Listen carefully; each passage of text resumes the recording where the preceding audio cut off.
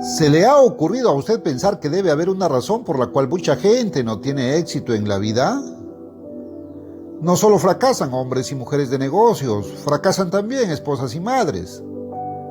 ¿Se encuentra usted entre aquellos que luchan con el problema de cubrir sus gastos con lo que ganan?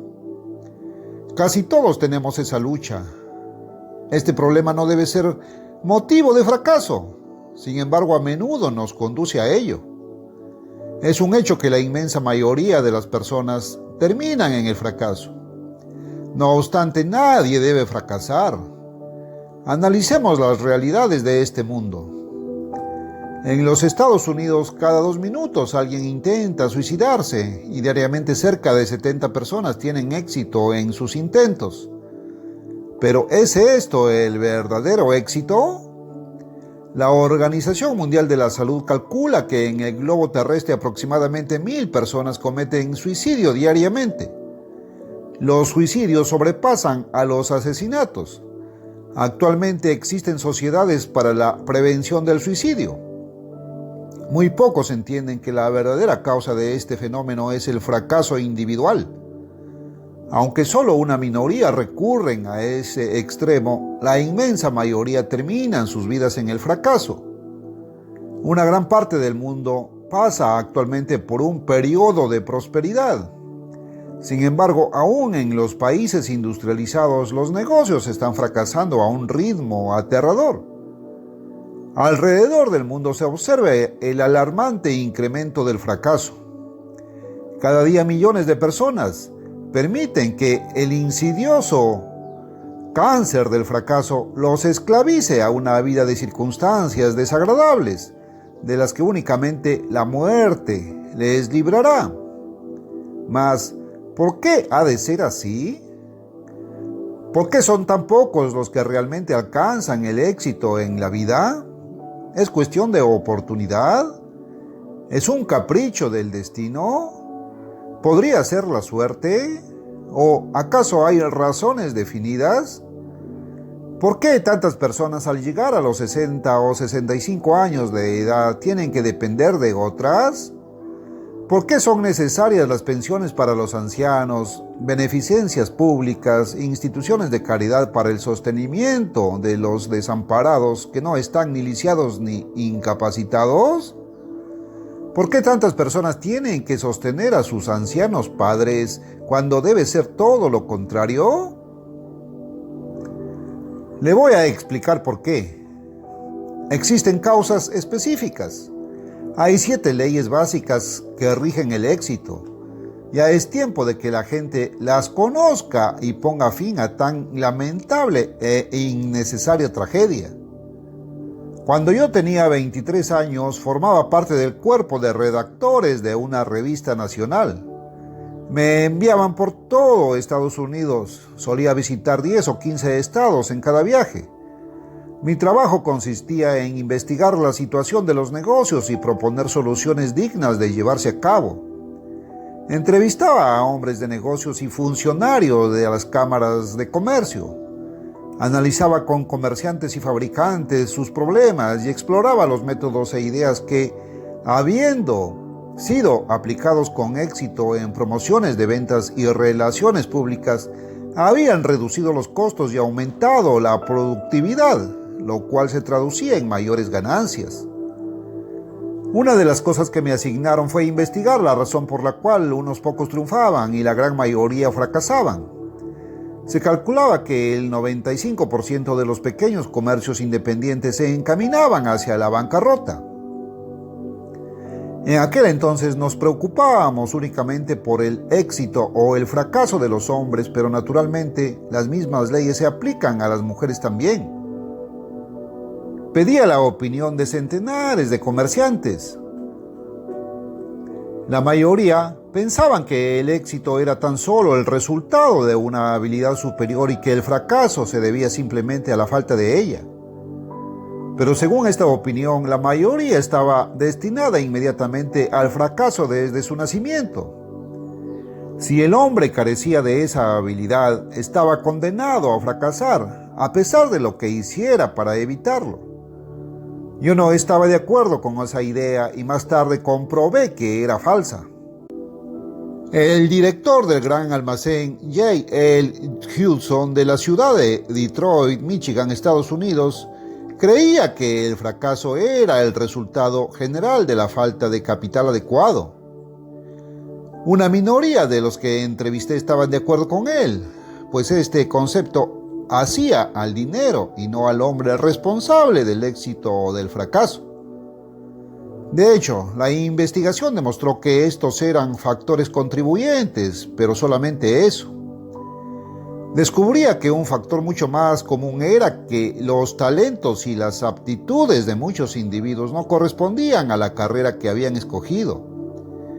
Me convencí de que la mayoría, de haber conocido estas 7 leyes, podrían haber triunfado en la actividad más adecuada a su talento. Estas pesquisas para indagar las razones del éxito y del fracaso me intrigaban y no terminaron con estos viajes, pues el análisis y la observación de este problema lo he continuado a lo largo de los años. Ahora sé con certeza que ningún ser humano tiene por qué fracasar. Los fracasos no son predeterminados y el éxito no viene por casualidad, sino que está regido por 7 leyes específicas.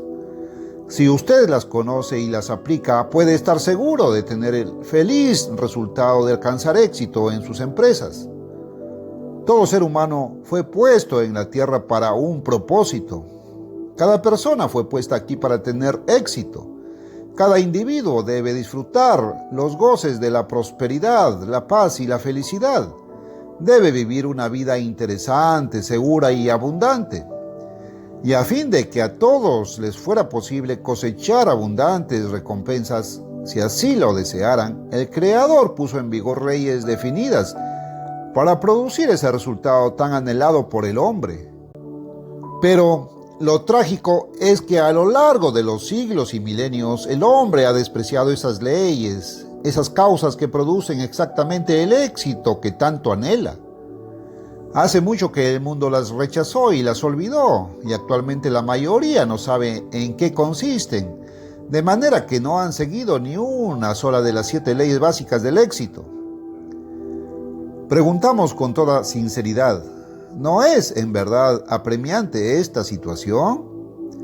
Es en realidad la tragedia colosal de toda la historia. Si alguna autoridad reconocida tuviera en venta una idea que garantizara la prosperidad y el éxito para todos aquellos que la practicaran, seguramente la gente acudiría en tropel a comprarla. Hubo un hombre que tuvo tal idea. Se trataba de una especie de religión pseudo-psicológica, y su autor les prometía a sus seguidores prosperidad y riqueza, de la manera más fácil, por supuesto.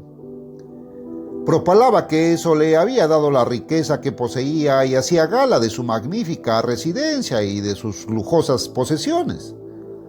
La deducción era que ese plan haría ricos a quienes lo adquirieran, pero este hombre tuvo cuidado de no mencionar que su riqueza se debía precisamente a los incautos que habían comprado su falso plan.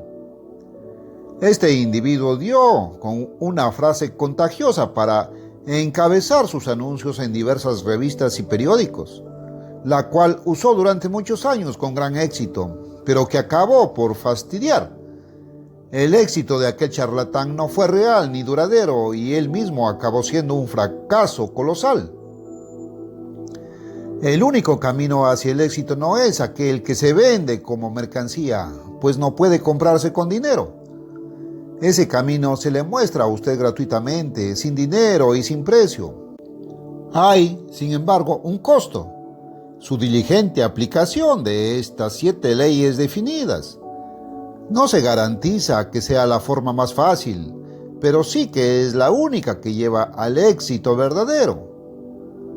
Sucedió que precisamente la mañana en que redacté el manuscrito original de este folleto, leí en un periódico londinense el obituario de Clark Gable, célebre autor del cine norteamericano. Considero que el mundo lo vio como un hombre muy afortunado. Sin embargo, ¿en verdad lo fue? ¿Qué es el éxito en realidad? ¿Y cómo puede obtenerlo la gente cuando son tan pocos los que saben en qué consiste? Muchas cosas me llamaron la atención al leer el obituario de esta estrella del cine, ya que estaba enfocando mis pensamientos en el tema del éxito. En la primera plana de aquel diario, Clark Gable era proclamado como el rey del cine. Se le describía como el héroe romántico de 90 películas. Se contaba entre las 10 estrellas del cine que más dinero ganaron en esa época, y las grandes estrellas del cine tienen entradas fabulosas. Él fue uno de los pocos ídolos que se mantuvieron en primer lugar por tanto tiempo, decía el obituario. ¿Pero es eso éxito? Una de las cosas más fascinantes que se decían acerca de su vida era que se había casado 5 veces. Podríamos considerar a un hombre con por lo menos 3 matrimonios fracasados, una de sus esposas murió en un accidente de aviación, como una persona de éxito. El obituario continuaba diciendo que él cultivaba el frunce de las cejas, el conocido entrecejo, los ojos a medio cerrar y su mirada socarrona. Todo eso no era natural, él lo había desarrollado deliberadamente para cautivar a las mujeres.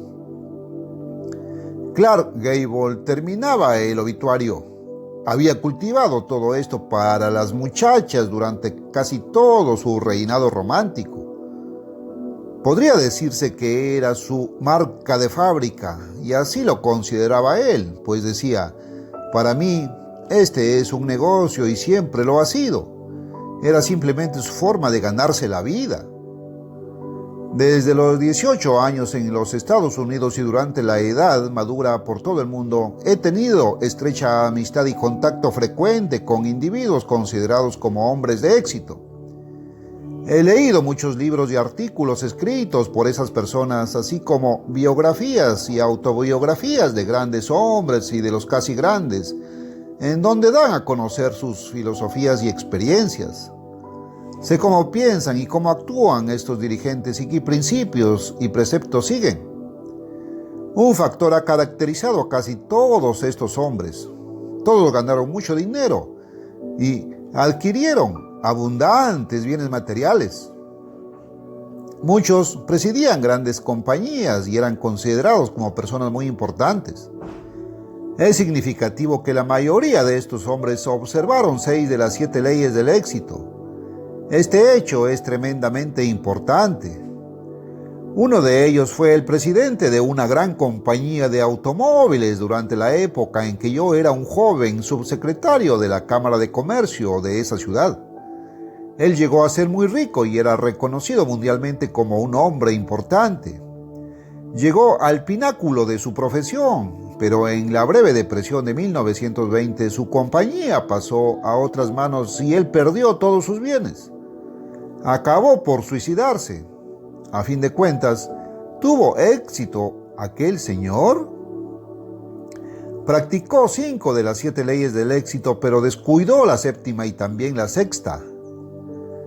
También fui amigo de 2 grandes banqueros, uno de ellos Arthur Reynolds, a quien conocí más íntimamente. Era presidente del banco que en ese tiempo se consideraba como el segundo en importancia en los Estados Unidos.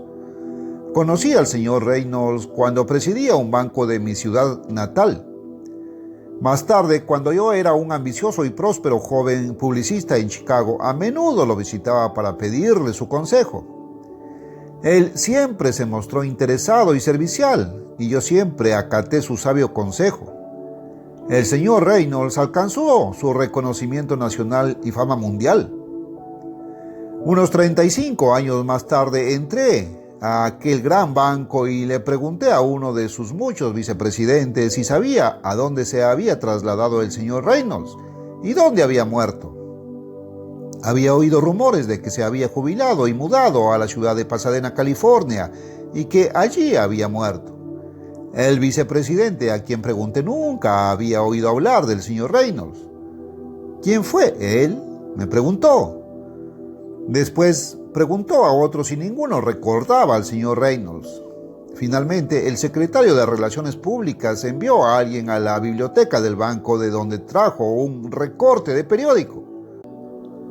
Parecía que esto era el único registro que el banco tenía de su antiguo presidente, quien, junto con su hermano, había sido el artífice principal de la magnitud e importancia alcanzadas por esa institución bancaria. El recorte era de un periódico de San Mateo, California, en el cual se notificaba su muerte acaecida en ese suburbio de San Francisco. Después de leerlo, se lo devolví. Seguramente usted querrá conservarlo, le dije. Debe ser de gran valor para el banco. No, me respondió. Si usted conoció al señor Reynolds, puede quedarse con el recorte. En esa forma obtuve de ese gran banco quizá lo único que quedaba de la memoria del más importante de sus presidentes. Su éxito no fue duradero y a nadie se acordaba de él. Durante su vida activa, el señor Reynolds aplicó las 6 primeras leyes del éxito. Sin embargo, cualquier éxito que él haya logrado fue pasajero. Aunque acumuló dinero, contó con una buena porción de acciones bancarias, poseyó una magnífica residencia y fue considerado como un hombre importante mientras vivía. Todo su éxito murió con él. El otro gran banquero fue John McCoy. Lo conocí cuando era presidente de un banco en una ciudad del interior del país. En 1920 tuve una interesante conversación con él durante la convención de la Asociación Americana de Banqueros.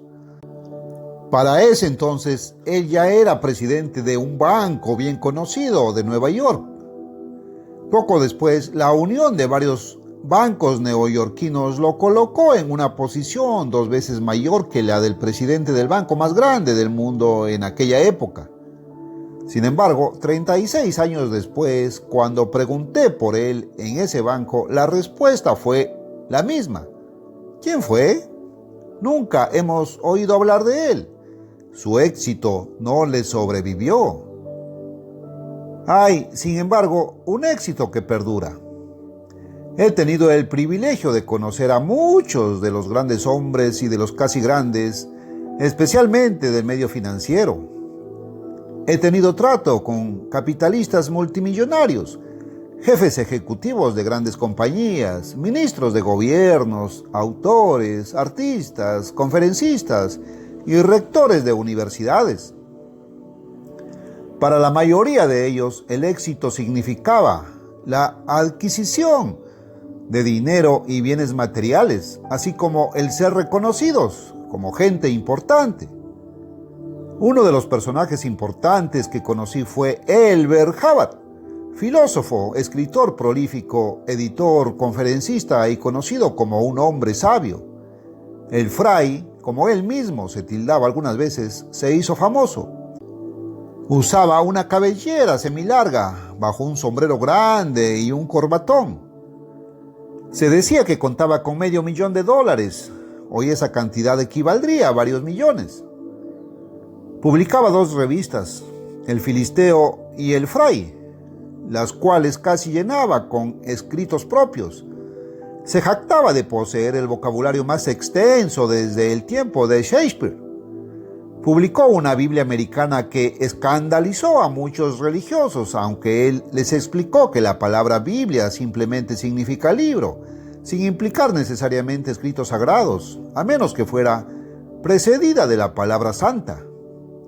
Su Biblia consistía en composiciones selectas escogidas por él, entre las cuales se encontraban escritos de varios escritores norteamericanos influyentes, incluso Hubbard, por supuesto. Casi la mitad del libro contenía sus propias obras y el resto era una colección de las de otros escritores. Hubbard no era víctima de complejos de inferioridad y la filosofía que predicaba era positivista. Poseía una perspicacia y una sabiduría singulares para las cosas puramente materiales, además de una comprensión profunda de la naturaleza humana. Sabía que los hombres importantes codiciaban la lisonja, tanto como los actores el aplauso. Una gran parte de su fortuna la había ganado escribiendo una serie casi interminable de folletos bajo el título de Pequeños viajes a las casas de los grandes y los casi grandes. Eran impresos en un estilo único en su propia imprenta.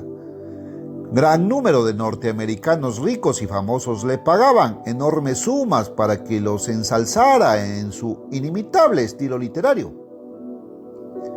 Una información interesante sobre el concepto que el señor Havard tenía del éxito le salió espontáneamente un domingo en la tarde mientras charlábamos en su hospedería en la ciudad de Aurora Oriental, Nueva York. Una vez le pregunté a un ministro unitario, le dije al señor Havard, si había podido por fin determinar cuáles son realmente las creencias religiosas que usted profesa, si es que profesa algunas. El fray Alberto se interesó al momento. ¿Y qué le contestó? Me preguntó curioso. Me dijo que no estaba seguro, pero que cualquiera que fuera la religión de usted, sospechaba que tenía su origen en su billetera y su cuenta bancaria, le contesté. El señor Havard no lo negó, sino que, carcajeándose, me dijo, y bien, que me salgo con la mía, ¿no es cierto? ¿Tuvo éxito el señor Havard? De acuerdo con las normas humanas, creo que lo tuvo. Él conocía y aplicaba 6 de las 7 leyes del éxito. Era industrioso, trabajaba con afán y cosechó abundantes frutos, dinero, popularidad, aclamación. Sin embargo, él y su esposa se fueron al fondo del mar cuando un submarino alemán hundió al transatlántico Lusitania en el que viajaban. La fama del señor Havard no fue duradera, pues hoy es prácticamente desconocido. Él conocía los valores materiales, pero su agnosticismo le cerró la puerta del camino que le hubiera conducido a la comprensión de los valores espirituales. Él nunca entendió el verdadero propósito de la vida. No estaba seguro si en efecto existía un creador. Estaba convencido de que la cristiandad, en la forma en que el mundo la conceptuaba, era una superstición irrazonable. Ignoraba la razón por la cual la humanidad había sido puesta sobre la tierra, o si había surgido por azar. Ignoraba también el destino potencial del hombre. No tenía conocimiento de la séptima ley del éxito, y como no conocía ni aplicaba esta ley, se impulsaba fuertemente mediante la aplicación concienzuda de las primeras 6, en la dirección diametralmente contraria a la que lleva al verdadero éxito. ¿Cuál fue el verdadero significado de la vida para estos hombres de éxito?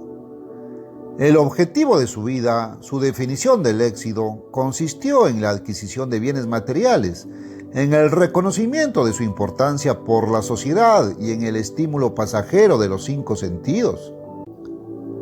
Pero entre más adquirían, más ambicionaban y menos satisfechos quedaban con lo que tenían.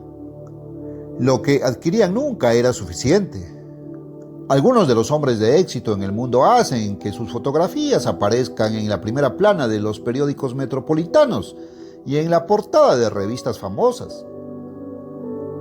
Esto envanece y excita temporalmente al ego, mas nunca satisface a largo plazo. No hay nada que el público olvide tan rápidamente como las noticias de ayer. Algunos piensan que la felicidad de los hombres consiste en tener muchas mujeres, aunque sea una tras otra en lugar de tenerlas en un harén.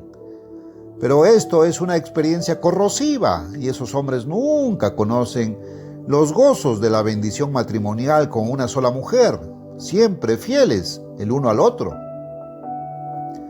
Muchos hombres buscan la lisonja de otros, aun cuando se la tengan que comprar, elogiándolos a sus semejantes.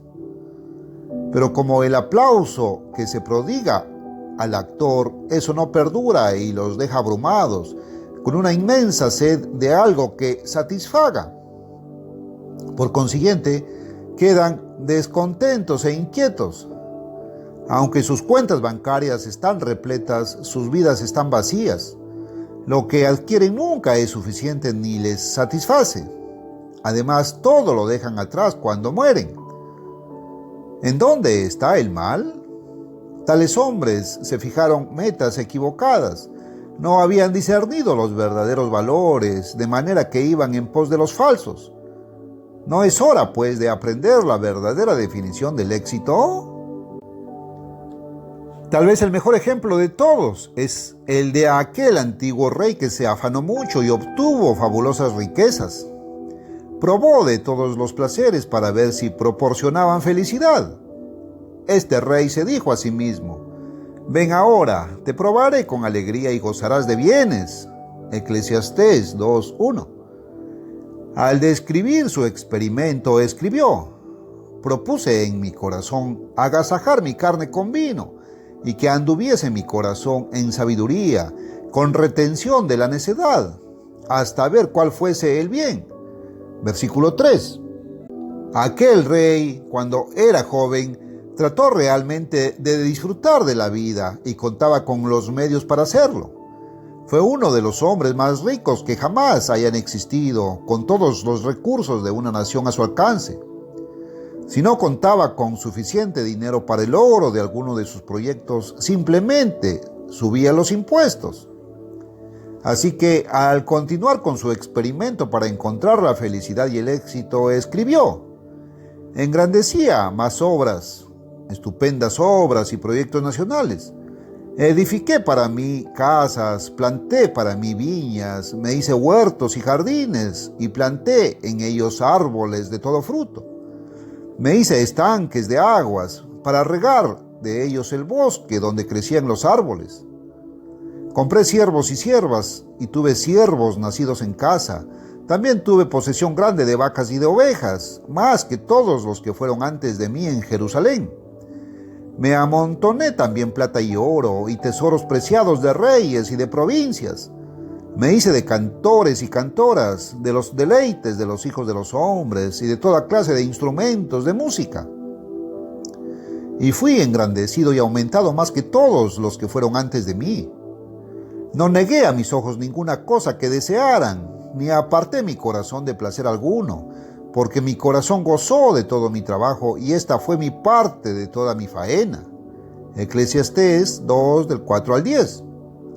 Luego concluyó: miré yo luego las obras que habían hecho mis manos, y el trabajo que tomé para hacerlas, y he aquí, todo era vanidad y aflicción de espíritu, y sin provecho debajo del sol. Versículo 11.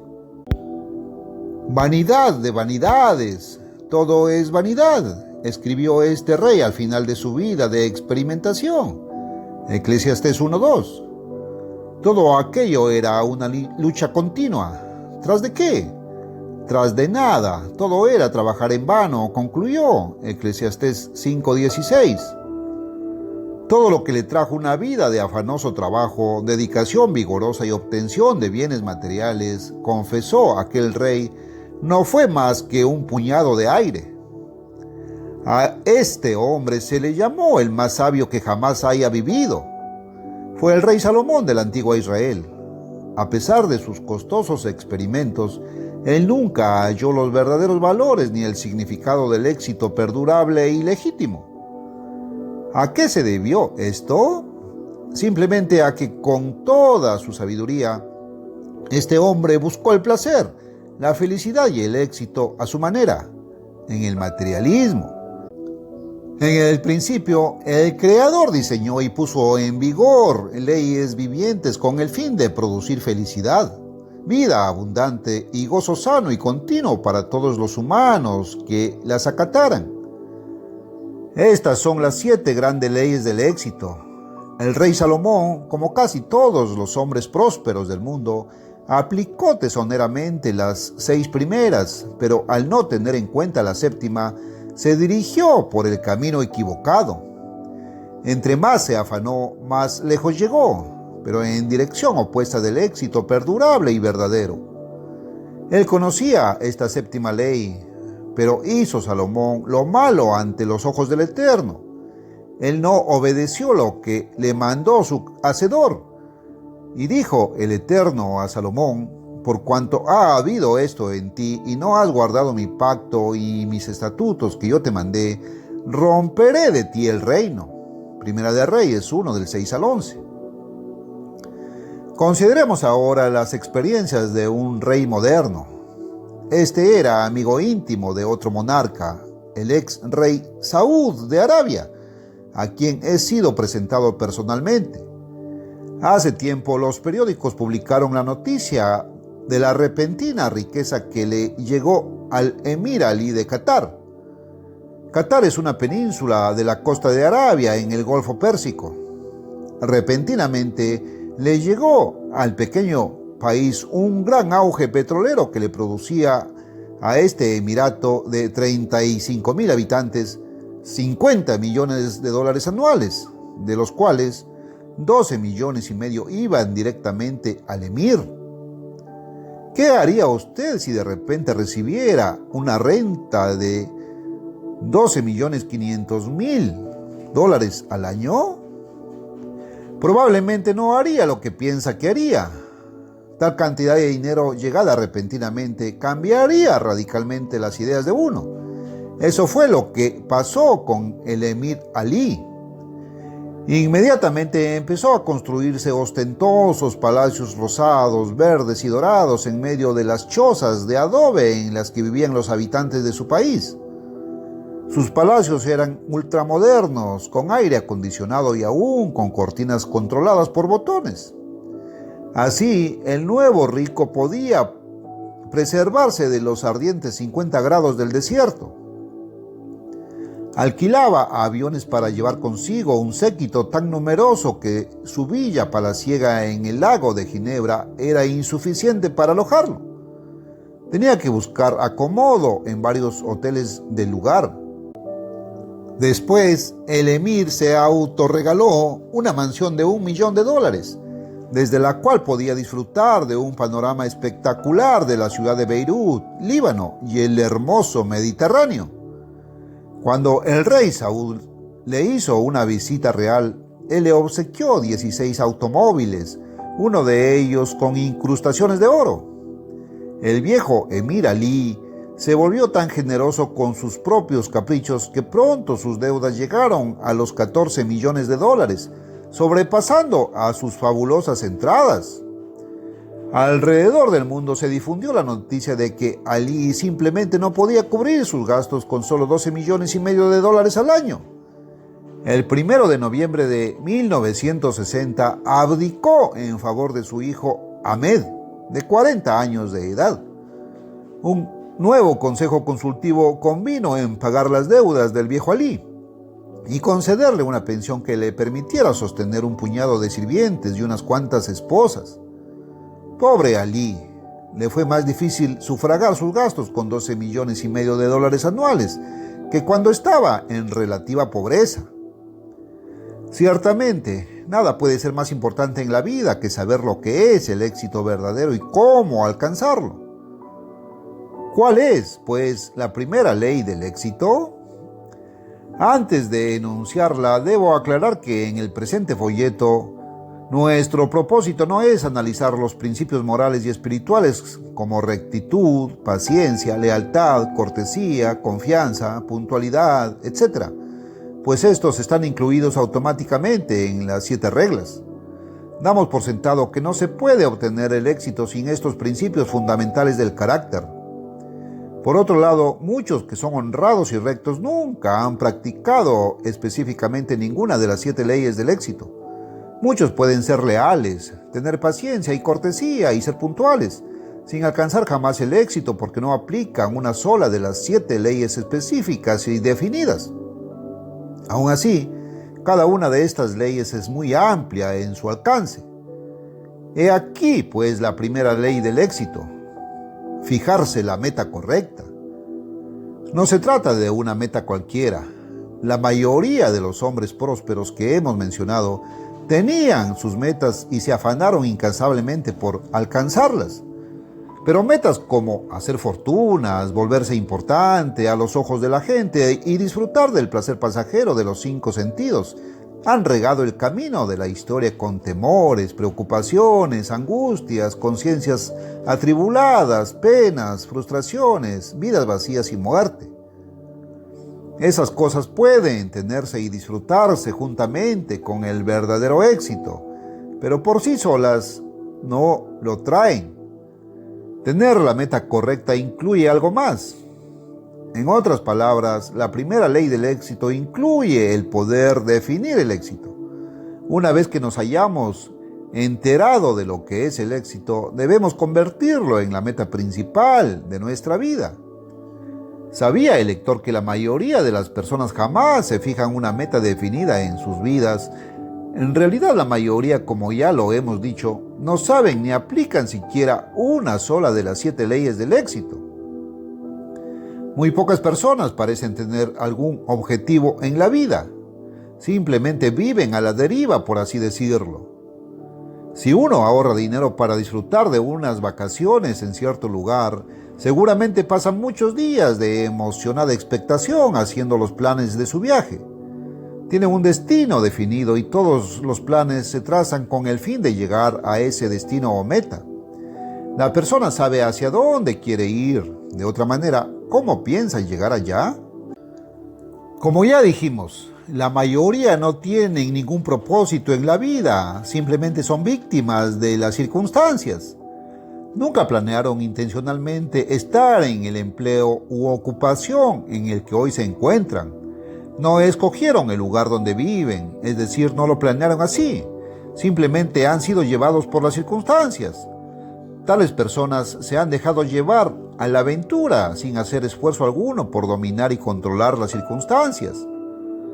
La primera ley del éxito, repetimos, es fijarse la meta correcta, no cualquier meta. Uno podría fijarse una meta en la cual se tuviera poco o ningún interés y acabar por llevar una vida inactiva.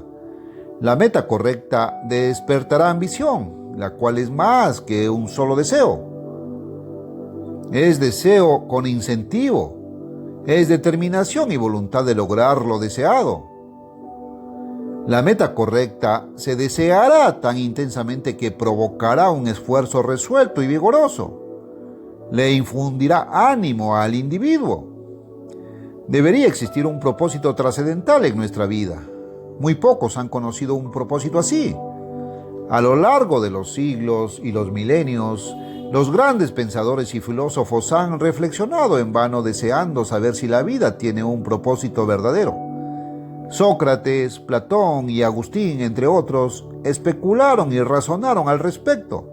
Sin embargo, el verdadero significado de la vida siempre les eludió. El asunto más profundo y más importante de la vida quedó en el misterio. Era para ellos un enigma insoluble. Si acaso alguien pudiera descubrir el propósito supereminente, ese propósito definido para el cual los humanos fuimos puestos sobre la tierra, si acaso pudiera descubrir un potencial humano que trascendiera la existencia temporal, se supone que tal propósito sería la meta que provocaría una ambición dinámica. Pero, ¡ay! ¿Quién ha descubierto alguna vez tal propósito, tal finalidad de la vida? ¿No había algo más excelente por lo cual pudieran haberse esforzado los dos prominentes banqueros amigos míos? ¿No había algo mejor que el solo disfrutar de su pasajera prosperidad para luego ser olvidados por sus sucesores? Después de todo, ¿qué es lo que hace la vida digna de vivirse? Repetimos, la primera ley del verdadero éxito es fijarse la meta correcta. Los hombres que hemos mencionado se encontraban entre los más eminentemente prósperos de este mundo, y todos tuvieron metas y aplicaron con diligencia las 6 primeras leyes del éxito. Pero por desconocer la séptima no supieron aplicar debidamente la primera, y su éxito fue pasajero. Como hemos visto, si uno quiere tener éxito en la vida, debe fijarse primero la meta correcta y luego prepararse para lograrla. Así, la segunda ley del éxito en su orden es educación o preparación. ¿Qué esperanza puede tener uno de lograr su objetivo si no tiene el conocimiento necesario? Una cosa que necesitamos entender acerca de la vida, y muchos no la entienden, es que los humanos no estamos dotados de instinto. En este aspecto, los animales poseen cierta ventaja sobre nosotros, pues no tienen que aprender. Nunca tienen que devanarse los sesos con el aprendizaje. Al becerro recién nacido no se le tiene que enseñar a caminar. Inmediatamente trata de pararse sobre sus inseguras y débiles patas. Quizá al principio se caiga un par de veces, pero a los pocos minutos logra pararse, aunque sin mucha estabilidad. El pequeño becerro no necesita 1 año o 2 para caminar, ni siquiera necesita 1 o 2 horas, sino que empieza a caminar en unos cuantos minutos. No necesita discurrir sobre ninguna meta. No precisa de libros de texto ni de enseñanza. Instintivamente sabe cuál es su meta: comer. E instintivamente también sabe el camino. Sobre sus 4 patas se dirige de inmediato a su primera comida. Lo hemos repetido muchas veces. Los pájaros construyen sus nidos por instinto. Nadie les enseña a hacerlo. Una vez se llevó a cabo un experimento en el que 5 generaciones de pájaros tejedores fueron alejados de sus nidos y de los materiales para construirlos. Nunca vieron un nido. Cuando a la 6ª generación se puso a su alcance material para construir nidos, los pájaros, sin instrucción alguna, procedieron a construir nidos. No fueron nidos de cuervo ni de águila, sino de la misma clase que los pájaros tejedores han construido desde la creación.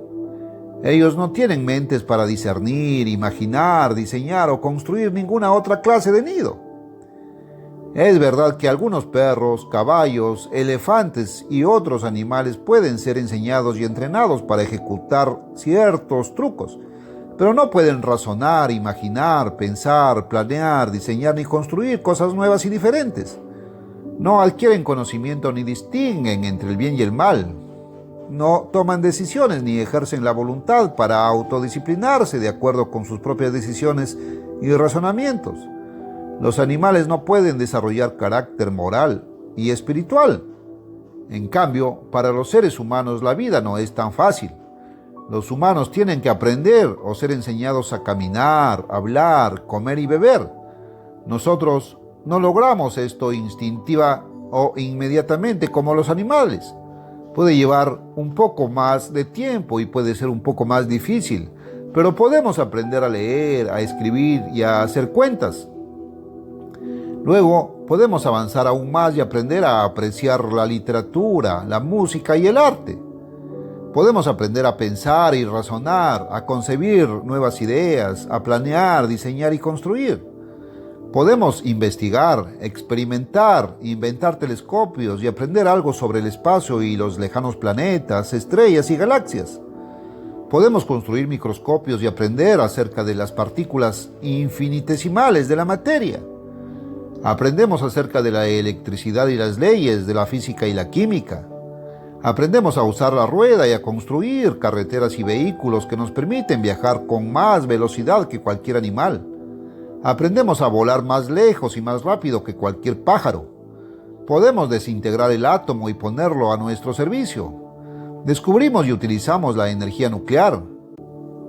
Pero tenemos que aprender y estudiar. Tenemos que educarnos y estar preparados para lo que nos proponemos hacer. Una de las primeras cosas que necesitamos aprender es que necesitamos aprender. Una vez que se ha aprendido lo suficiente para escoger una meta, el segundo paso para la obtención triunfal de esa meta es aprender cómo alcanzarla. Es decir, adquirir la educación adicional, el entrenamiento y la experiencia que proporcionen los conocimientos necesarios para lograr la meta. La mayoría de las personas nunca se fijan una meta definida. No teniendo un objetivo específico, descuidan la educación apropiada que les capacitaría para tener una vida de éxito. Todos esos hombres de quienes he contado sus anécdotas e historias tenían una meta. Se habían fijado como objetivo general en la vida el adquirir posesiones, ser importantes y disfrutar los momentos pasajeros de su existencia. Como un medio para alcanzar este objetivo, ellos habían establecido metas más específicas, como prosperar en la banca, la industria, la política, el teatro, la literatura o lo que fuera. Todos se educaron para su profesión o vocación en particular. Tenían criterio suficiente para darse cuenta de que la educación no solamente incluía el aprendizaje, sino también el desarrollo de la personalidad, el don de mando, la experiencia y el conocimiento obtenidos de sus relaciones y asociaciones, así como de la observación. Sin embargo, estas personas de éxito no alcanzaron realmente el éxito. No solo escogieron una meta que los llevó por el camino de los falsos valores, sino que erraron al no prepararse con el tipo de educación que hace posible el éxito real y perdurable. Esto es la realización del propósito de la vida. Hay, por lo tanto, una educación falsa y una verdadera. Estos hombres prósperos no gozaron de una prosperidad perdurable. A pesar de su educación, no llegaron a conocer los valores verdaderos. Escogieron metas que los condujeron por la senda de los falsos valores, los cuales no permanecen. El sistema educativo de este mundo descuida la importantísima tarea de recobrar los valores verdaderos. Aún los educadores eruditos a menudo se consagran por largos años a la investigación de asuntos triviales e inútiles. El conocimiento más esencial y básico, el de los valores genuinos, del significado y propósito de la vida, del camino de la paz, la felicidad y el abundante bienestar, jamás forma parte de la enseñanza de hoy. Debido a que pude percibir la decadencia de la educación moderna, debido a que pude reconocer el inmenso vacío que existe en la enseñanza, fue impulsado a fundar un plantel educativo que satisfaciera esta necesidad. La educación correcta debe enseñar que todas las cosas están sujetas a la ley de causa y efecto. Debe hacer hincapié en el hecho de que por cada efecto o resultado, ya sea bueno o malo, existe una causa. La educación verdadera explica la causa de los males de este mundo, tanto de los problemas personales como de los colectivos, a fin de que puedan ser evitados. También debe instruir con respecto a la causa de los resultados buenos, a fin de que sepamos cómo cosechar el bien en lugar del mal. La educación verdadera no solo debe enseñarnos a vivir, sino que debe saber y enseñar el propósito de la vida humana y cómo cumplirlo. La decadente educación de hoy ha dado lugar a las revueltas estudiantiles, que a su vez han sumido a las universidades en un estado de violencia y caos. Esta es otra tragedia significativa de nuestros tiempos. En este mundo se difunde una educación falsa proveniente de los paganos, quienes, aunque eran pensadores y filósofos, estaban engañados y carecían del conocimiento de los valores verdaderos y los objetivos verdaderos de la vida. La verdadera historia de la educación es en sí misma una historia reveladora. La siguiente ley vital es tener buena salud. Somos seres físicos. La mente y el cuerpo se complementan para formar el mecanismo físico más maravilloso que conocemos, el ser humano. Pero el hombre está hecho de materia. Su existencia consiste en 16 elementos de materia orgánica que funcionan químicamente. El hombre vive por el aire que respira, que es en sí mismo el soplo de la vida. Si los fuelles que conocemos como pulmones no siguieran respirando el aire saturado de oxígeno, el hombre no viviría para lograr ningún objetivo. Solo un latido del corazón nos separa de la muerte. En tanto que los pulmones bombean aire, el corazón bombea sangre a través de un intrincado sistema de venas y arterias, y esto, a su vez, debe mantenerse con alimento y agua. De manera que el hombre es lo que come. Algunos de los médicos y cirujanos más famosos han dicho que entre el 90 y el 95% de todas las enfermedades son el resultado de un régimen alimenticio deficiente. Tal parece que muy pocas personas se dan cuenta de que el estado de su salud tiene mucho que ver con lo que comen. Casi todos han seguido el régimen conforme a las costumbres de la sociedad, de comer de todo aquello que les sea agradable al paladar. Los adultos no son más que niños crecidos. Obsérvese a un bebé de 9 meses. Todo lo que llegue a sus manos se lo lleva a la boca. A mi hermano menor quizá no le agrade leer esto, pero recuerdo que cuando él tenía aproximadamente 9 meses se las ingenió para meterse en la carbonera, ubicada en el sótano de la casa. Allí lo encontramos tratando de comer pedacitos de carbón, con la boca y la cara totalmente sucias. Causan risa los chiquitos al verlos tratar de comerlo todo, desde cucharas de plata hasta pedazos de carbón. ¿Se reiría usted de quienes meten pequeños ratones en una salsa y tomándolos por la cola se los engullen como un suculento manjar? Si lo hiciera, ellos se reirían de usted y le dirían que los ratones comen cereales y alimentos limpios, en tanto que usted pone en sus salsas ostras, escurridizas y viscosas y otros mariscos asquerosos, considerándolos como un alimento delicioso. ¿Cree el lector que los adultos han aprendido más que los bebés de 9 meses? Si uno va a una tienda que tiene especialidades alimenticias, aún puede encontrar en ella productos como anguila y víbora de cascabel enlatadas. ¿Por qué suceden tales cosas? Como ya explicamos, los humanos no sabemos nada al nacer. Todo lo tenemos que aprender, pero la mayoría de nosotros no nos damos cuenta de esto. De tal manera que lo que no sabemos que no lo sabemos. En una u otra forma, la mayoría de las personas han crecido llevándose todo a la boca y han llegado a la madurez comiendo todo lo que les parece bueno y todo lo que ven a los otros comer. Ha habido muy poco estudio e instrucción sobre lo que debemos o lo que no debemos comer. La mayor parte de las enfermedades degenerativas son enfermedades modernas. Constituyen el castigo por ingerir alimentos que han sido despojados de sus minerales en los centros de producción y que contienen exceso de almidón, azúcar, los carbohidratos y grasas. Otras enfermedades son causadas por un tipo de desnutrición que surge de la falta de minerales alimentales y vitaminas en los alimentos. Después, la gente trata de restaurar las vitaminas a sus organismos tomando píldoras que compran en la botica.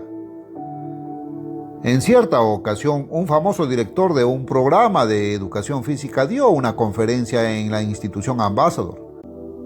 En su discurso nos hizo recordar que la profesión médica ha dado grandes pasos hacia la erradicación de las enfermedades contagiosas y sin embargo ha tenido muy poco éxito en su lucha contra el aumento de las que no lo son, tales como cáncer, enfermedades del corazón, diabetes y enfermedades de los riñones.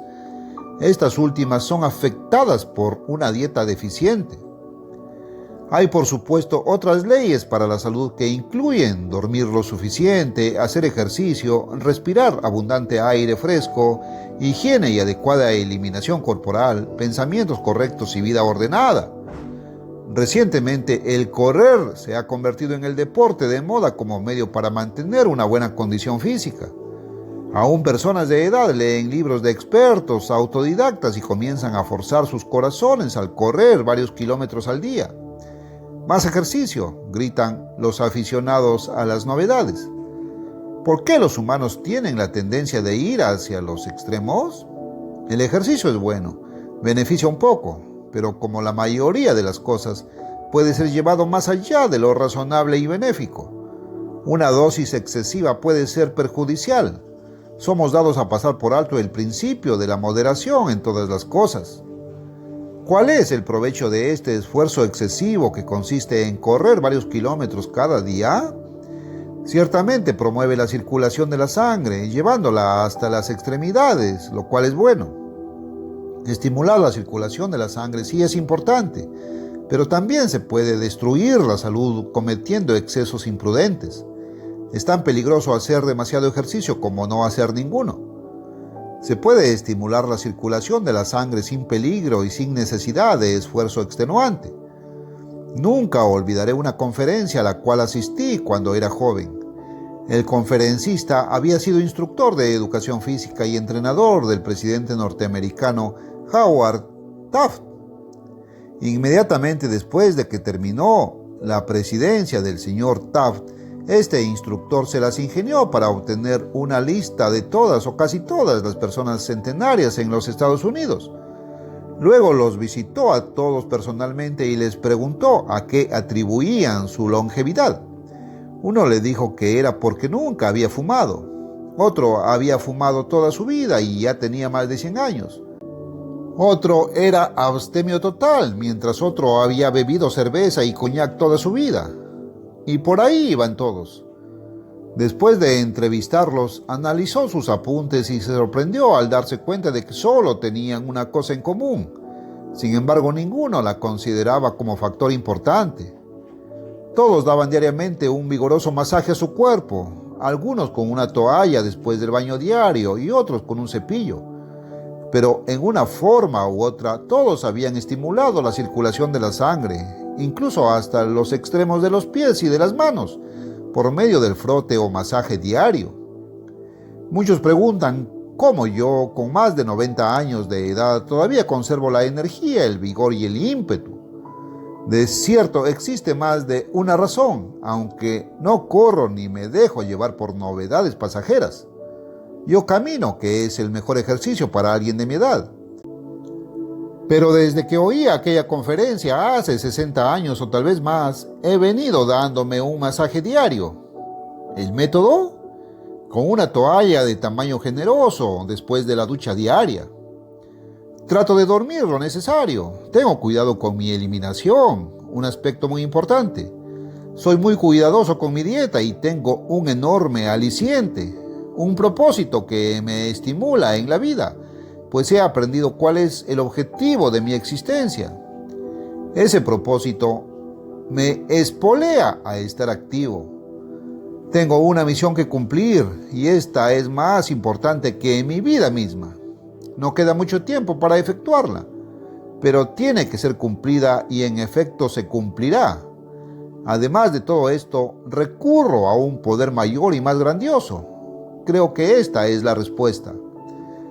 Pocas personas se dan cuenta de que el enfermarse no es algo natural. Las enfermedades y dolencias vienen únicamente por el quebrantamiento de las leyes naturales del cuerpo y de la mente. Estas son las leyes físicas que regulan la salud.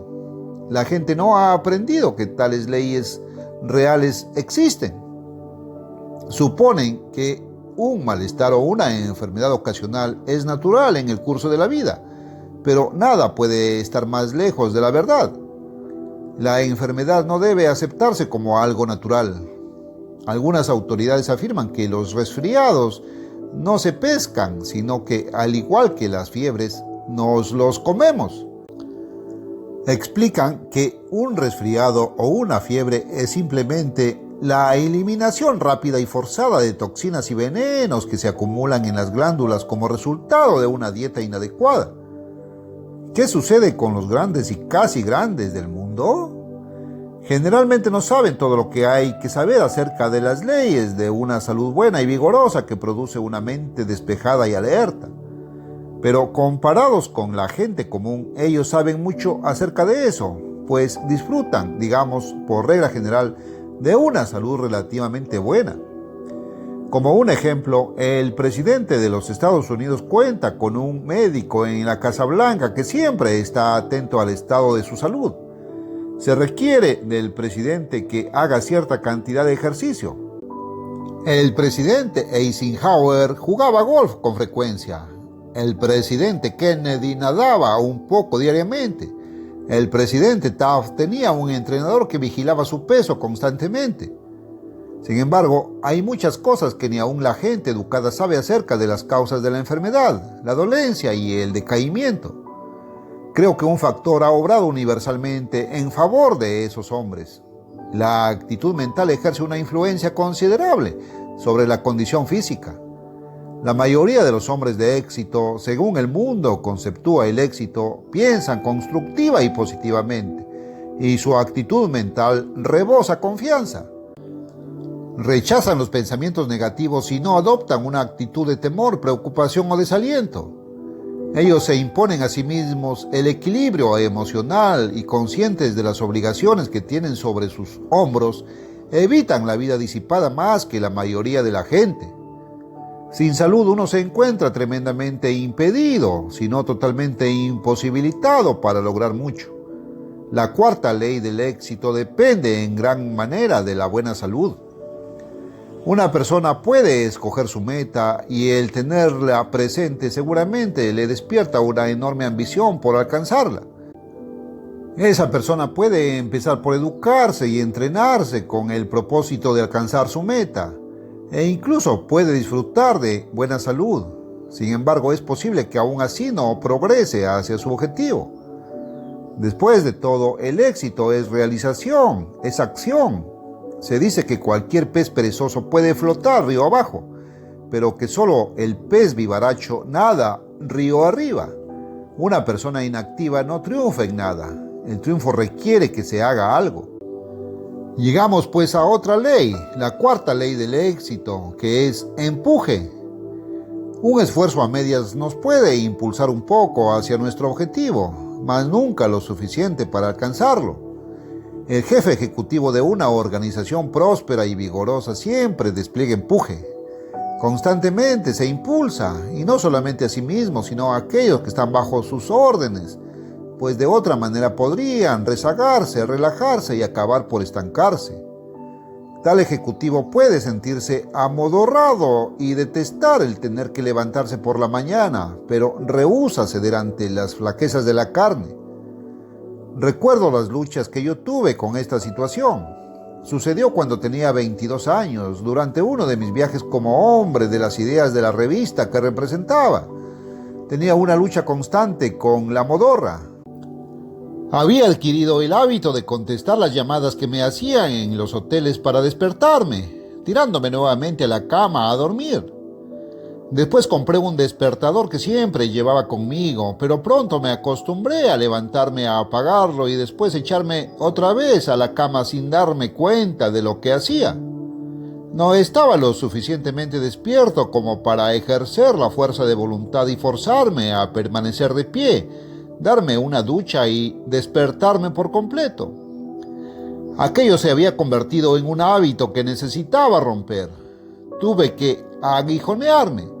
Me hacía falta un despertador que no pudiera ser apagado hasta que estuviera lo suficientemente despierto para darme cuenta de lo que hacía. Por lo tanto, cierta noche llamé al botones del hotel. En esos tiempos se acostumbraba a dar de propina 1 décimo, por lo que $0.50 surtía el efecto que lo haría hoy un billete de $20. Poniendo pues $0.50 de plata en el tocador, le dije al botones: ¿ves ese dinero, muchacho? Sí, señor, me contestó, con los ojos brillantes de expectación. Después de asegurarme que él estaría de guardia a las 6:30 de la mañana siguiente, le dije: si aporreas la puerta a las 6:30 hasta que yo te deje entrar y te quedas en el cuarto e impides que regrese a la cama, y si no te vas hasta que me haya vestido, será tuyo el $0.50. Descubría que esos botones, con tal de obtener la propina, estaban dispuestos a luchar y hasta pelear conmigo para evitar que me volviera a acostar. Así, con ese aguijón que me hizo levantarme y movilizarme, acabé con el hábito de la somnolencia matutina. Muchos trabajadores nunca se superan en su empleo porque les falta empuje. Se detienen, trabajan lentamente, se aletargan y descansan cuanto les es posible. En otras palabras, si no tuvieran un patrón que los impulsara, probablemente morirían de hambre. Tales trabajadores nunca se convertirían en agricultores prósperos, porque un agricultor que busca el éxito tiene que levantarse temprano y trabajar hasta tarde, impulsándose siempre a sí mismo. Esta es la razón por la cual muchas personas tienen que trabajar para otros.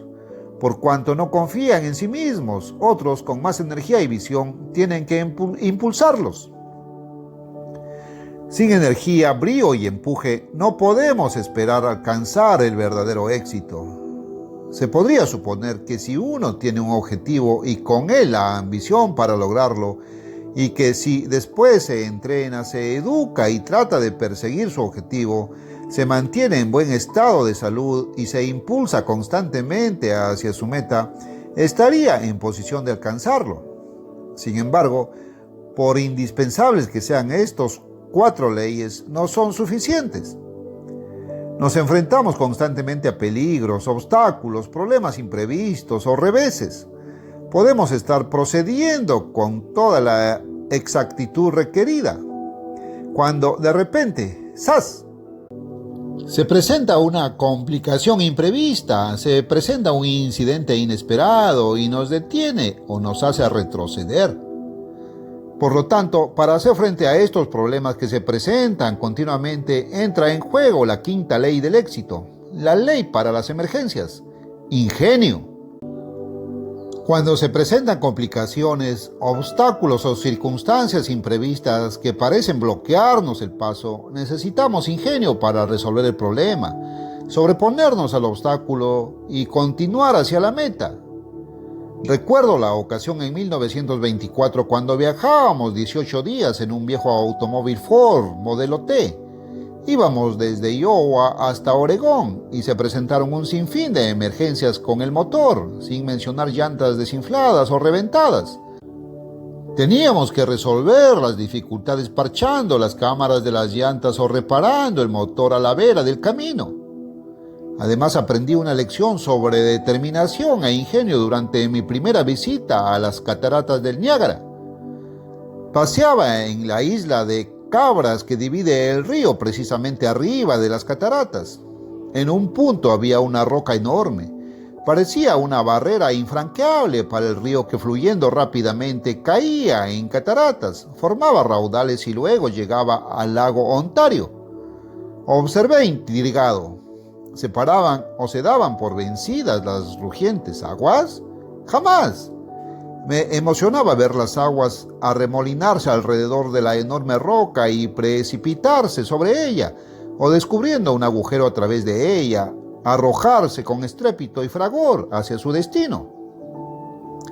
La empresa IBM ideó un famoso lema que se encuentra en muchas oficinas y negocios. El lema es piense, pero se suele escribir como piense.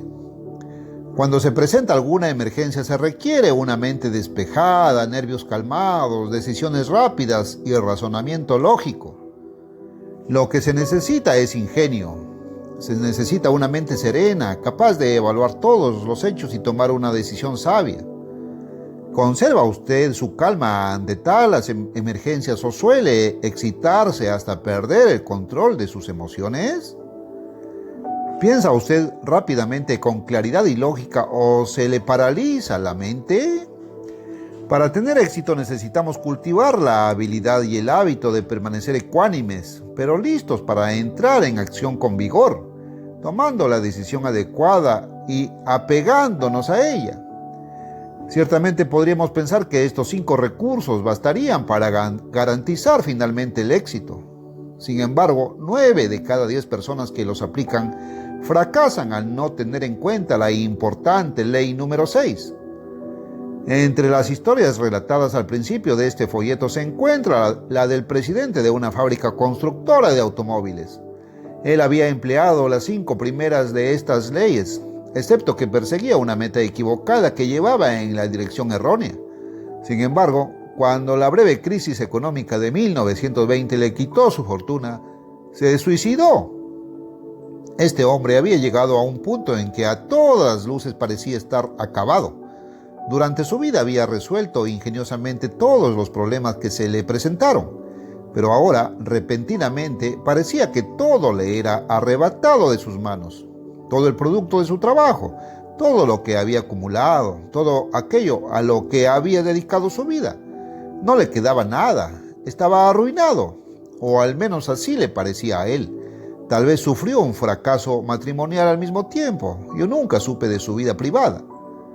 Acabó por rendirse, cometió suicidio, se hallaba tan cerca del éxito y sin embargo tan lejos. 9 de cada 10 personas llegan a un punto varias veces en la vida cuando parecen estar totalmente derrotadas. Al parecer todo está perdido.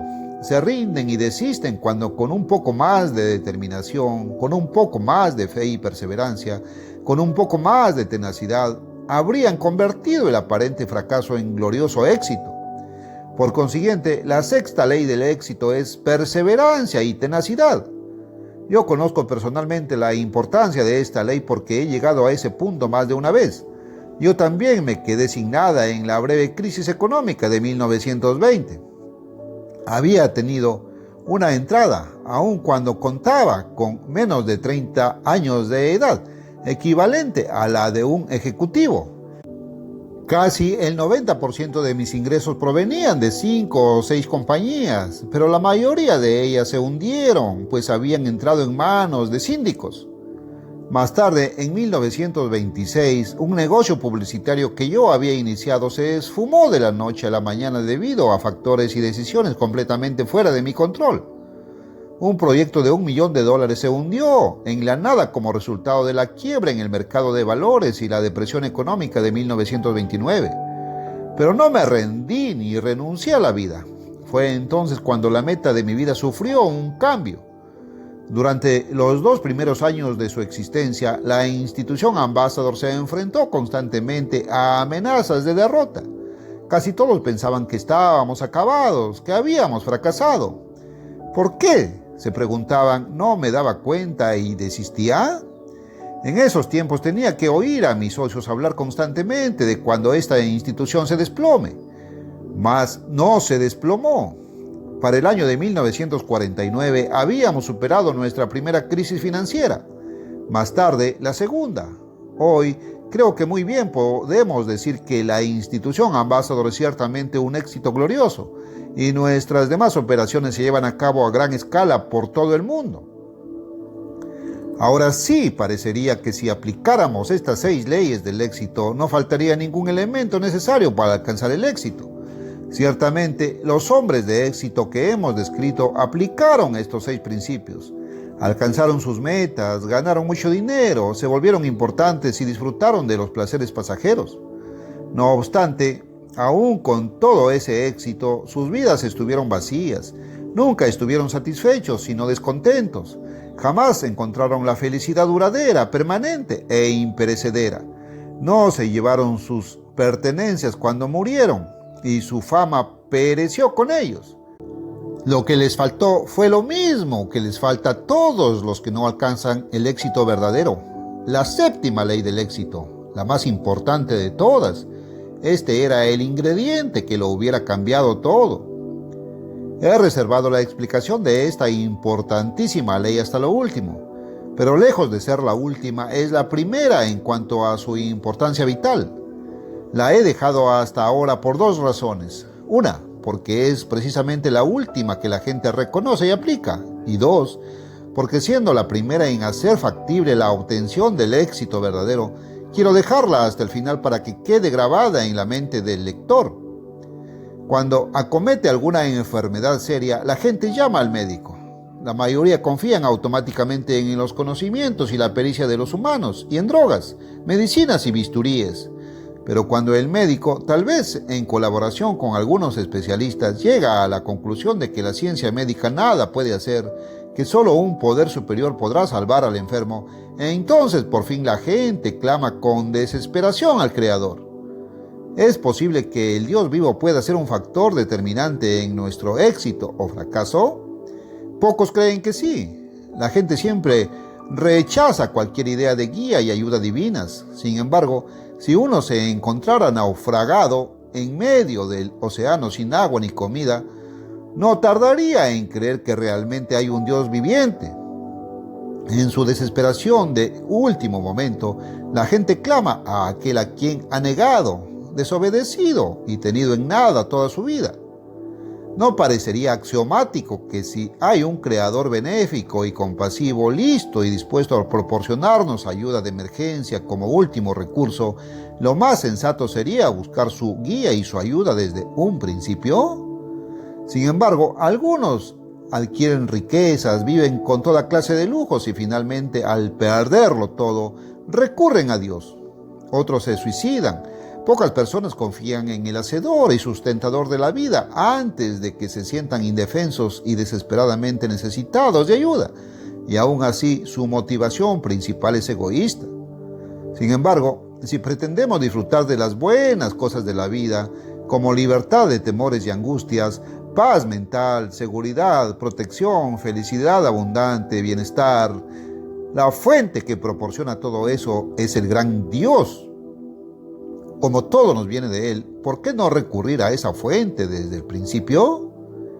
En esta época de adelantos científicos, de sofisticación y vanidad, no es de buena pose intelectual creer en la existencia de un creador. En este mundo engañado, la existencia de Dios ha gozado de poca o ninguna aceptación en la educación moderna. La importantísima séptima ley del éxito es tener contacto con Dios y contar con la guía y ayuda continuas de Él. La persona que coloca en último lugar esta importante séptima ley probablemente está condenándose al fracaso ulterior. Miremos nuevamente la primera ley, según el orden en que las hemos enumerado aquí. No se trata solamente de escoger una meta, cualquier meta. La primera ley del éxito es fijarnos como objetivo principal en la vida la meta correcta. Todos los hombres de éxito de este mundo han tenido objetivos, pero sus fines han sido materiales. Buscaron felicidad en la vanidad, en el prestigio, en las adquisiciones materiales y en los proyectos y actividades de orden físico. Buscaron la aprobación de la gente, pero la gente son seres humanos y sus vidas son temporales. Las cosas materiales tampoco duran para siempre, sino que se envejecen hasta caer en desuso. Los principales objetivos de los que se supone que tienen éxito en el mundo generalmente son dos: vanidad, que es el deseo de tener prestigio, y dinero, con las cosas que éste puede comprar. Pero la felicidad no es material y el dinero no es la fuente de ella. La vanidad, como dijo Salomón, es como tratar de atrapar el viento. Los hombres que hemos mencionado se enriquecieron. Sus cuentas bancarias sin duda rebosaban, pero sus vidas estaban vacías. Cuando se enriquecían, no se daban por satisfechos, sino que siempre querían más. Por supuesto, estas victorias monetarias, estas adquisiciones materiales, les daban un sentimiento de satisfacción, pero nunca era duradero. Esa lucha continua de toda una vida, ese esfuerzo por atrapar el viento, esa búsqueda de falsos valores, dejó tras de sí una estela de temores, preocupaciones, recelos, decepciones, angustias, remordimiento, descontento, frustración, vacío y finalmente muerte. No se puede negar que hubo placeres, ocasiones emocionantes, periodos de alegre disfrutar de la vida y sensaciones agradables, pero después siempre venían periodos de depresión, el vacío y el desasosiego interno siempre retornaban. Esto a su vez los empujaba a buscar satisfacción en las mil y una formas que ofrece el remolino de placeres y pasatiempos del mundo. Pero estos nunca llenaban el vacío, nunca satisfacían la verdadera necesidad interna. Estas personas probablemente nunca se dieron cuenta de esto, pero el vacío era espiritual, y un vacío espiritual nunca se puede llenar con cosas materiales. Los hombres de éxito de este mundo aplicaron 6 de las leyes del éxito, pero dejaron de lado a Dios, de manera que la felicidad que produce el verdadero éxito quedó fuera de su alcance. Al parecer, hoy en día casi nadie se da cuenta de cómo y por qué fuimos creados, qué cosas somos ni por qué existimos nosotros los humanos. ¿Por qué hemos de vivir en la ignorancia de estos elementos básicos del conocimiento? Hay 2 hechos básicos y esenciales que pasamos por alto. 1. Aunque el hombre es un ser material hecho del polvo de la tierra que se sostiene con alimento y agua materiales, fue creado con la necesidad intrínseca del alimento y del agua viva del Espíritu de Dios. Sin estos elementos espirituales, el hombre no puede ser verdadera y continuamente feliz. Ninguna otra cosa puede dar satisfacción verdadera. 2. El eterno Dios que nos hizo a su imagen y conforme a su semejanza es el creador de todo lo que existe. Todo lo que el hombre necesita para que su vida sea continuamente abundante y satisfactoria debe proceder de Dios. Él es la fuente de abastecimiento. Él es el dador de todo lo bueno. ¿Por qué ignoran los hombres cuál es la verdadera fuente, tratando de obtener de donde no hay nada? Si alguien desea extraer agua pura y cristalina de un pozo, debe ir a un pozo que esté lleno de esa agua, no a uno que esté vacío. Dios dice en su palabra: 2 males ha hecho mi pueblo, me dejaron a mí, fuente de agua viva, y cavaron para sí cisternas rotas que no retienen agua, Jeremías 2:13. Además dice: a todos los sedientos, venid a las aguas, y los que no tienen dinero, venid, comprad y comed. Venid, comprad sin dinero y sin precio, vino y leche. ¿Por qué gastáis el dinero en lo que no es pan y vuestro trabajo en lo que no sacia? Oídme atentamente y comed el bien, y se deleitará vuestra alma con grosura. Isaías 55, 1, 2. Ahora, volvamos una vez más a la primera ley del éxito. Se trata de definir el éxito. ¿Qué constituye el verdadero éxito? Una vez que hayamos entendido el verdadero significado del éxito, habremos hallado el único objetivo correcto. La meta verdadera determina el rumbo de nuestra vida. El éxito es el destino hacia el cual se dirige, es a donde finalmente se llega, y el éxito verdadero incluye una vida feliz y placentera a lo largo del camino. ¿Existe, después de todo, un propósito en la vida? Si nos puso aquí un creador, ¿lo hizo sin ningún objetivo? Un creador con mente y poderes tales que pudo diseñar y producir la mente y el cuerpo humano, ¿pudo acaso haber dejado al hombre sin las herramientas, los ingredientes y los medios necesarios para cumplir su propósito? Por supuesto, el hombre separado de Dios no tiene conocimiento de ese propósito, porque dicho conocimiento no es material, sino espiritual, y las cosas espirituales no pueden ser percibidas por medio de los 5 sentidos físicos: la vista, el oído, el tacto, el olfato y el gusto. El conocimiento espiritual solo puede ser transmitido por revelación, y el mundo ha rechazado esa revelación. Los hombres separados de su Creador son por necesidad ciegos e ignorantes espiritualmente. Andan a tientas en la oscuridad, sin poder aprovecharse de las herramientas, los ingredientes y los medios adecuados. Sin embargo, el Hacedor ha proporcionado un manual de instrucciones junto con el mecanismo humano que Él ha creado. Este manual contiene todas las respuestas verdaderas, revela el verdadero propósito de la vida, el destino potencial del hombre. Este manual de instrucciones, como lo han dicho algunos con justa razón, es el libro que nadie conoce.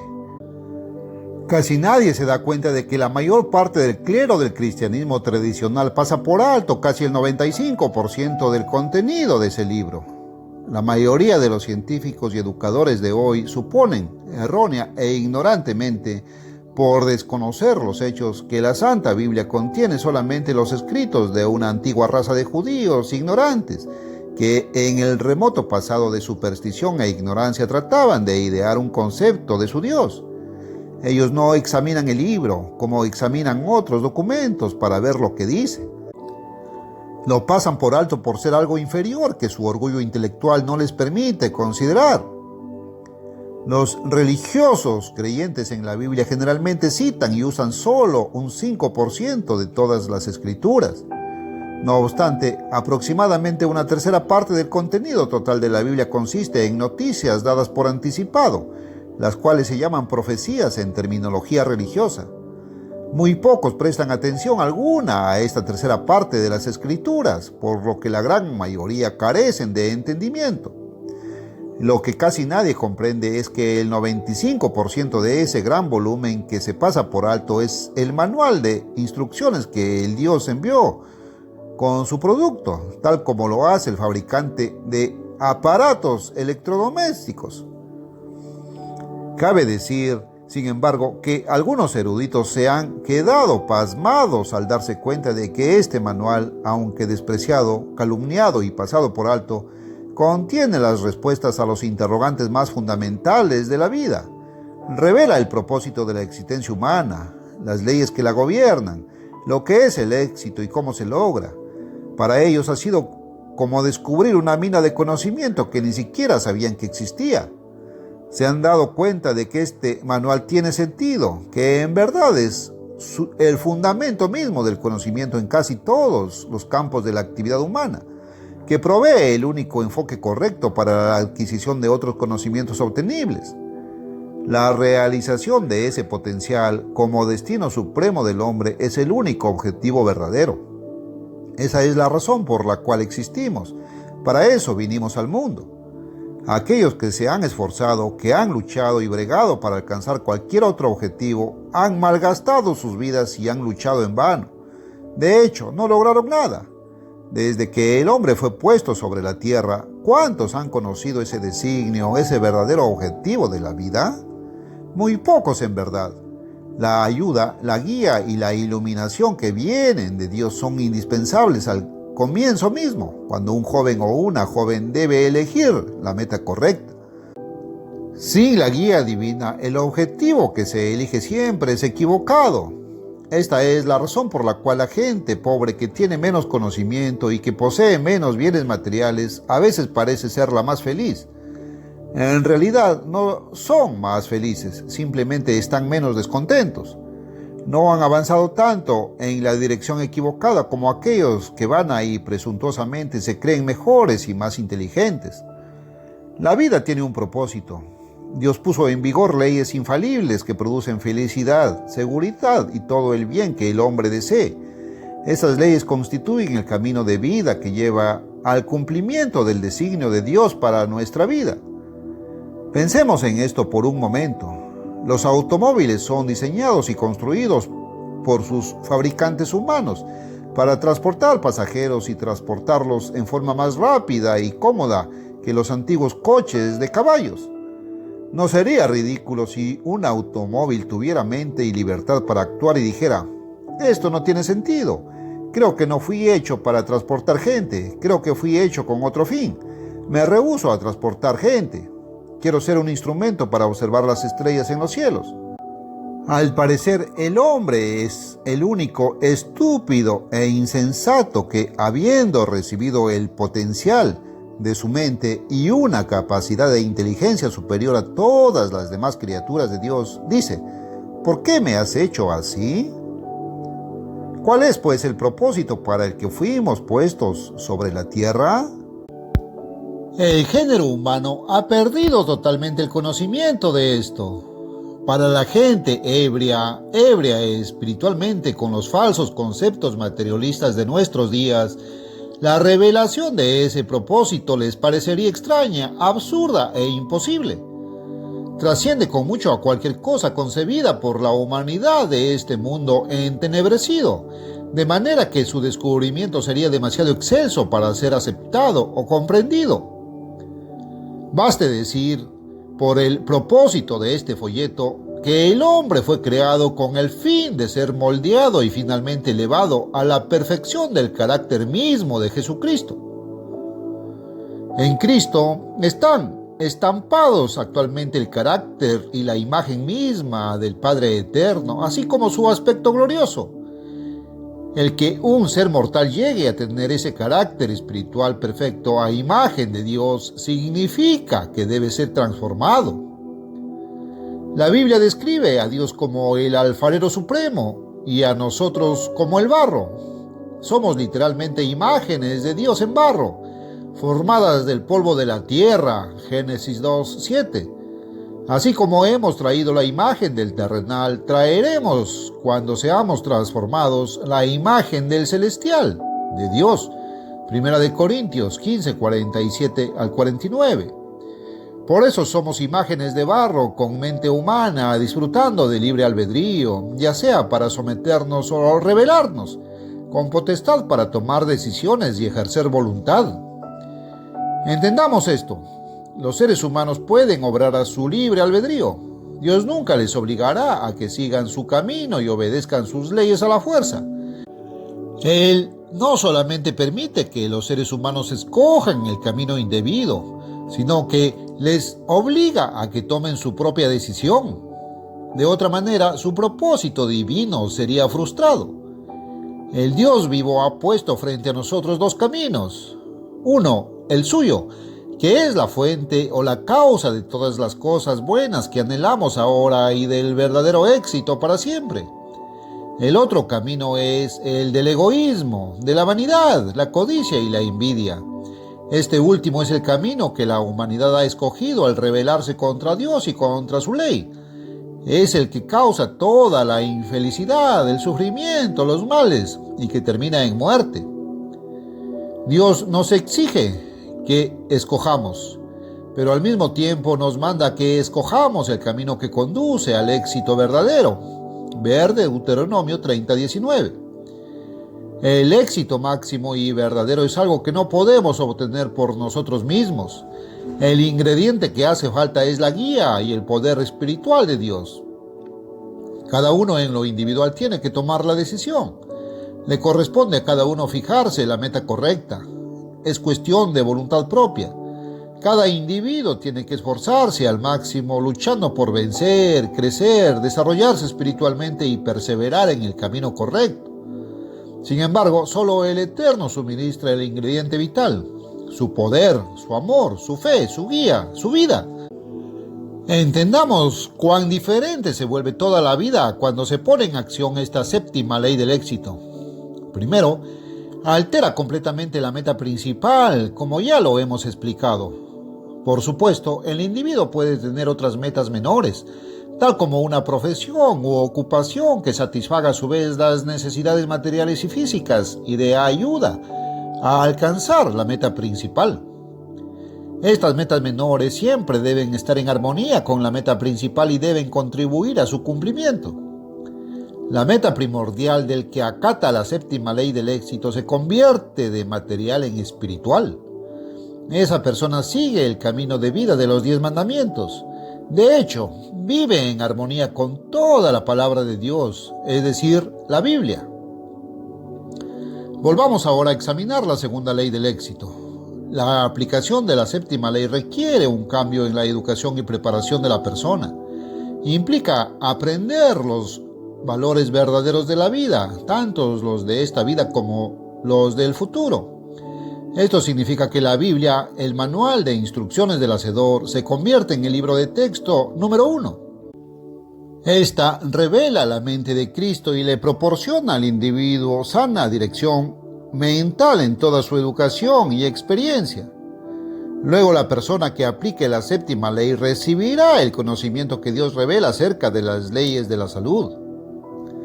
Consideremos la cuarta ley. Si uno es motivado por la palabra de Dios, tiene empuje.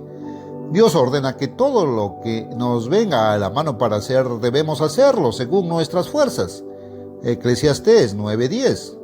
Debemos trabajar con fervor. Todo lo que merece ser hecho vale la pena hacerlo bien. Numerosos pasajes bíblicos ordenan que nos apliquemos con diligencia y ahínco a cumplir con nuestras obligaciones en la vida. Las Escrituras nos enseñan el ejemplo de trabajar diligente y concienzudamente. Muchos de estos pasajes nos instruyen a buscar solícitamente la dirección y ayuda del Eterno. Varios otros nos instan a guardar sus mandamientos con diligencia. ¿Qué hay con respecto al hombre de negocios? ¿Has visto hombre solícito en su trabajo? Delante de los reyes estará, no estará delante de los de baja condición. Proverbios 22:29. La Biblia no condona la pereza o la negligencia. Nos aconseja considerar la manera de actuar de la hormiga y así crecer en sabiduría. Proverbios 6, del 6 al 11. El manual de instrucciones del Hacedor nos ordena que seamos diligentes en todo lo que emprendamos. Ahora, la ley número 5. No importa cuán inteligente, alerta o ingeniosa sea una persona, necesita la sabiduría y la ayuda de Dios para resolver los problemas y hacer frente a los obstáculos que obstruyen de vez en cuando la senda de la vida, ya sea en los negocios, en una profesión, en la vida privada o en algún otro aspecto de la vida. El hombre que tenga contacto con el Eterno, el que pueda exponer estos asuntos, estas emergencias y estos problemas ante el trono de gracia, en la quietud de un lugar privado de oración, buscando el consejo y parecer divinos, recibirá la guía de Dios. Por supuesto, la recibirá siempre y cuando sea sumiso, obediente, diligente y fiel. La sabiduría viene de Dios. Me permito relatar un ejemplo personal de este principio. Dios ha bendecido su obra y ha hecho que se convierta en una tremenda labor de alcance internacional, con oficinas en varias partes del mundo.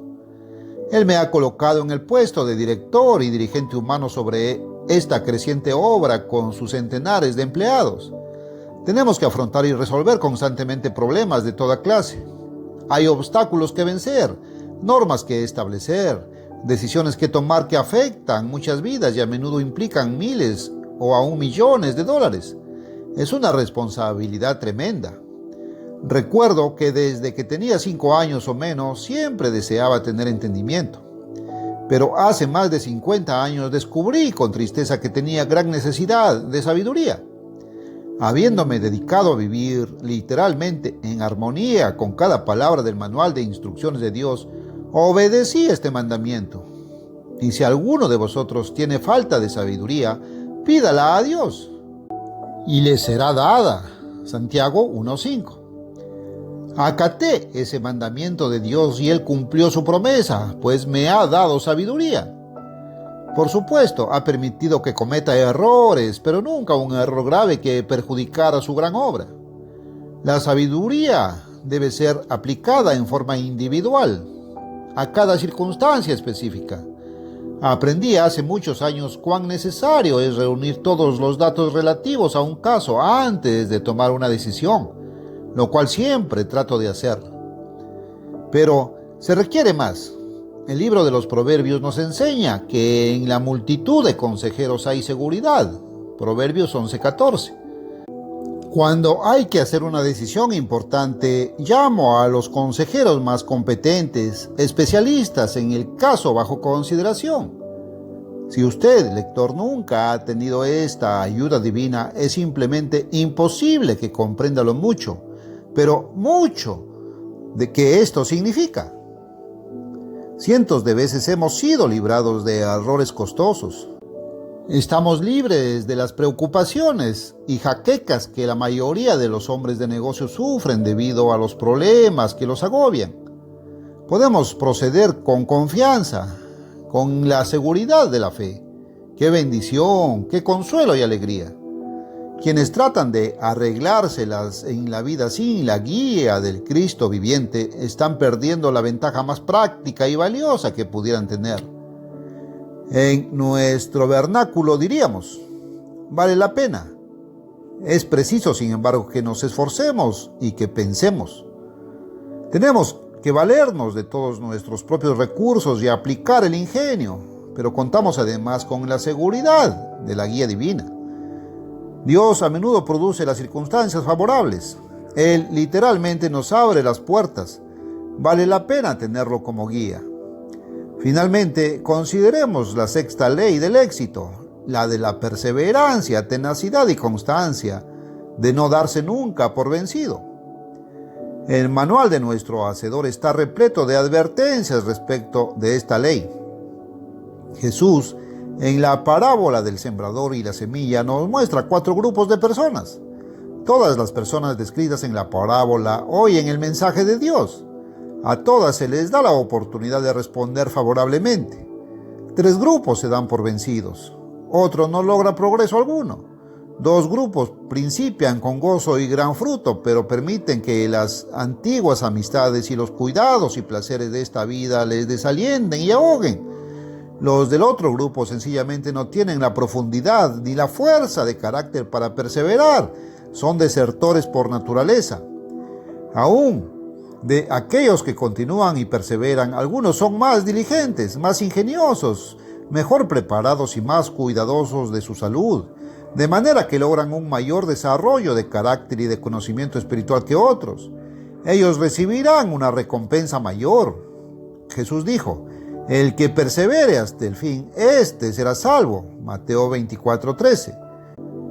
Sí, estas 7 leyes son el camino, no solo para el éxito comercial y económico, sino que son las leyes que conducen a la abundancia, el interés y el bienestar ahora y ulteriormente a la vida y gloria eternas en el reino de Dios.